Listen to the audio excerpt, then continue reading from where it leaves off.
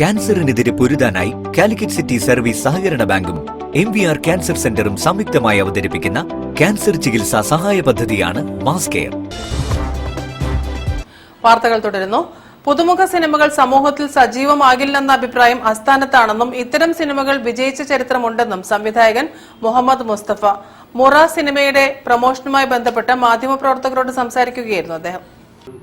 Calicut press ക്ലബിന്റെ meet the crew പരിപാടിയിൽ മുറ സിനിമയുടെ സംവിധായകൻ മുഹമ്മദ് മുസ്തഫ, സിനിമയുടെ അഭിനേതാക്കൾ, അണിയറ പ്രവർത്തകർ തുടങ്ങിയവർ മാധ്യമപ്രവർത്തകരുമായി സംവദിച്ചു.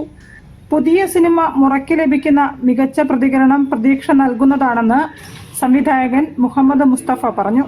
1.5 വർഷത്തിലേറെയുള്ള ശ്രമത്തിന്റെ ഫലമാണ് ഈ സിനിമ. അധ്വാനത്തിന് പകരമായി പ്രേക്ഷകർ നൽകുന്ന നല്ല പ്രതികരണങ്ങൾ സന്തോഷം നൽകുന്നതാണെന്നും അദ്ദേഹം കൂട്ടിച്ചേർത്തു.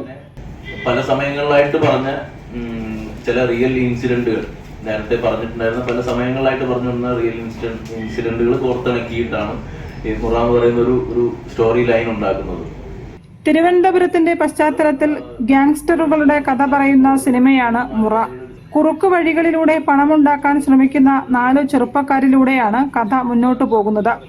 അഭിനയത്തിന് മികച്ച സ്വീകാര്യത ലഭിച്ചതായി മുറയിലെ പുതുമുഖ താരങ്ങളായ ഹൃദു ഹാറൂൺ, ജോബിൻ ദാസ്, അനുജിത്ത് കണ്ണൻ, യദു കൃഷ്ണൻ, വിഘ്നേശ്വർ സുരേഷ്, കൃഷ് ഹസൻ എന്നിവർ പറഞ്ഞു. സിനിമ തിരക്കഥാകൃത്ത് സുരേഷ് ബാബു, ക്യാമറമാൻ ഫാസിൽ നാസർ എന്നിവരും പരിപാടിയിൽ പങ്കെടുത്തു.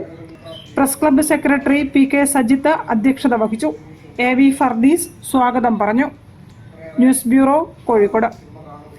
റോഡ് തകർന്ന് നാട്ടുകാർ ദുരിതത്തിൽ. കോഴിക്കോട് കുറ്റ്യാടി ദേശീയപാതയിൽ നിന്നും ആരംഭിക്കുന്ന ചാന്തോട്ട്